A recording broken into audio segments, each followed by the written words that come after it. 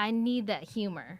I need to find something funny throughout the day, because if not, I'll just focus on the negative things that happen during the day. I think it's important to, you know, celebrate those little successes, even if it's something small. Washington, Montessori, we are here to tell a story. We show excellence and dignity. We are here to honor our community.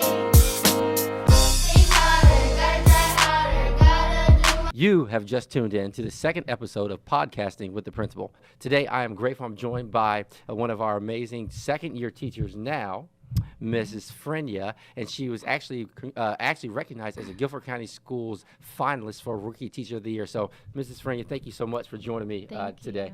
Thank you for having me. All right. So, first off, it's when your principal comes to ask you, do you want to be in a podcast?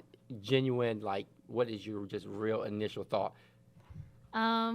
I mean, I'm not a public speaker, and I'm not the best interviewer, so little nervous at first, but I've had these questions asked during the process of being a finalist for Rookie Teacher of the Year, so yeah, And it's going to be okay. Does it at all feel like you're my principal and I kind of can't say no? Yeah. I'm trying to get those brownie points.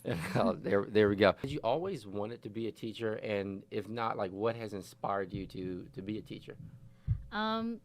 No, when I always loved playing with the neighborhood kids, so I think that kind of started my love for teaching. A lot of the kids in my neighborhood were a lot younger than me, so I felt like the big sister or kind of like the teacher or mentor to them.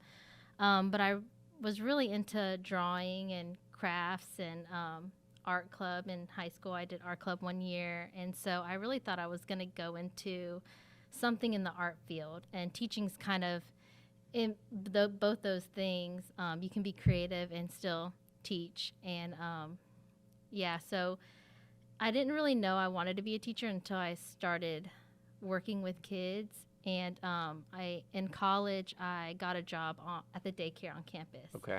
And a lot of the children there were professors' kids, and I think that's what kind of sparked it. Yeah, just working with little kids and seeing how fun it was.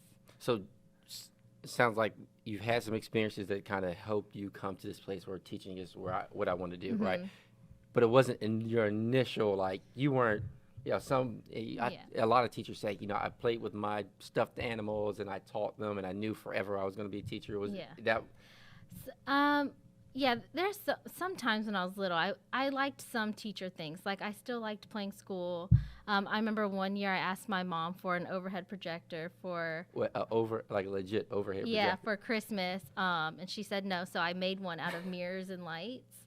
And but I didn't necessarily want to be a teacher then. I just loved playing teacher. And I guess it just didn't click until college when I actually experienced it and kind of experienced what it was like to teach kids how to use scissors, and it's always been younger kids. I never worked with older kids, so. Not anything against them, but just not your cup of tea. No, and well, in college 1 year I did. I was an academic coach for one of the students there. He was 18, and you could be an academic coach for students that had disabilities, and yeah, that was not easy. Yeah. I think that's when I realized, like, I want to be with the younger kids. So, and you didn't start off, we didn't go to college and just jump into elementary school. You had your path was a little bit different. So talk to us a little bit about your path. Yeah. So I went into college thinking I was going to do something artsy. So I was thinking interior design. But I kind of degree hopped every single year. Okay.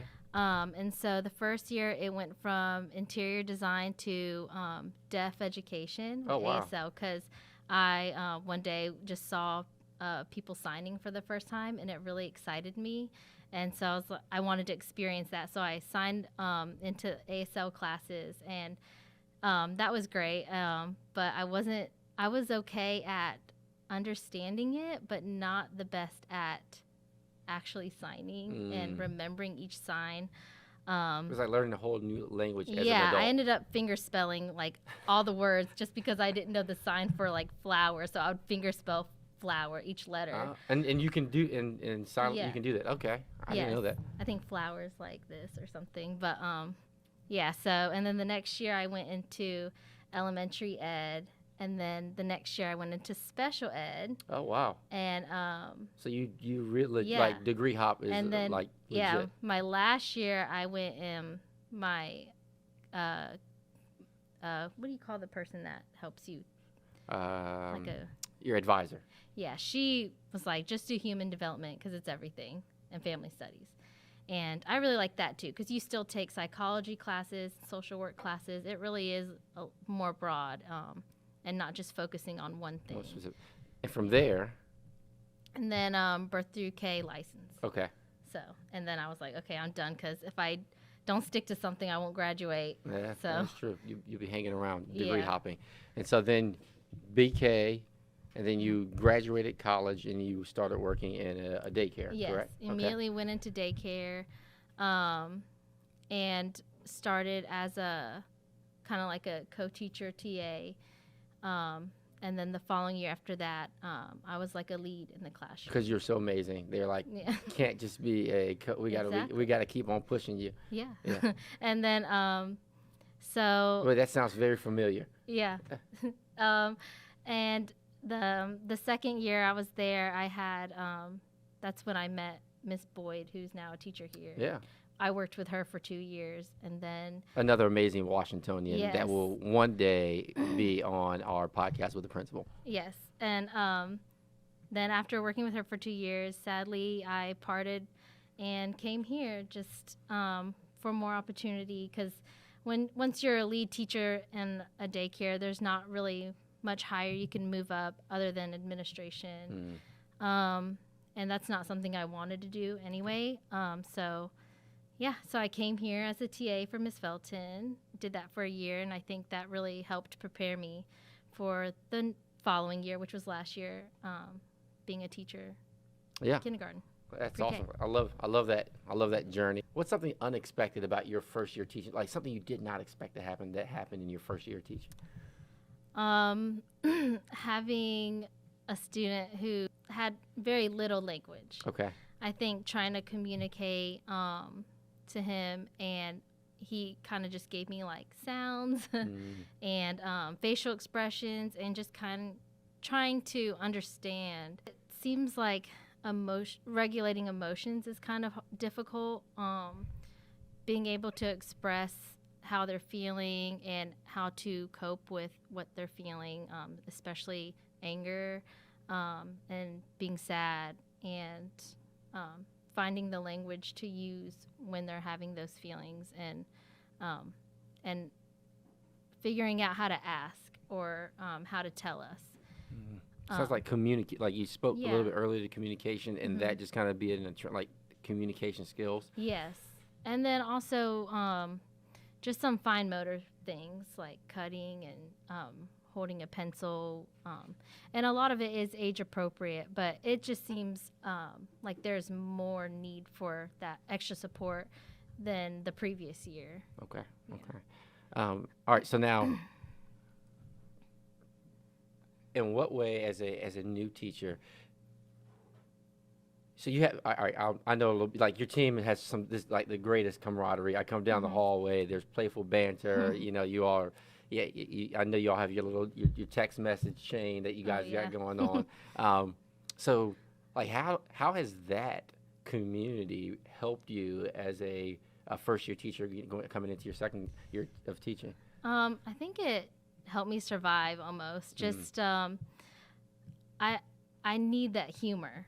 I need to find something funny throughout the day, because if not, I'll just focus on the negative things that happen during the day. I think it's important to, celebrate those little successes, even if it's something small, like so-and-so didn't cry walking in the door. Like, that's a big success. Or, but yeah, just having them talk to and kind of laugh about little things here and there. It it helps you bring you out of that. It was a hard day, you know. So I can have a day thinking that, oh, today was rough, but I'm ending the day in laughter when I'm with them. And they're also always available to talk to outside of work, which is really good. Yeah, I love that. I mean, as a first year teacher, you're stepping into something new. Although you were here, but it's still a different level of like responsibility, a different level of planning, time commitment. There's this balance between family and work that you've got going on, and I mean, I think the laughter piece is huge. Like if you can't laugh or if you don't love like what you're doing or find humor in what you're doing, it's going to be tough, right? Yeah. What advice would you give a new teacher about finding that balance between how much to work and how much time you have to spend in to being able to make sure that you are okay, your family's okay, and you're taking care of yourself? Because when you get to your classroom, it's like all the Miss, you were in the like when you got your classroom, it was you were in the building in the summer as soon as you could get in, taking it like. So how do you find that balance?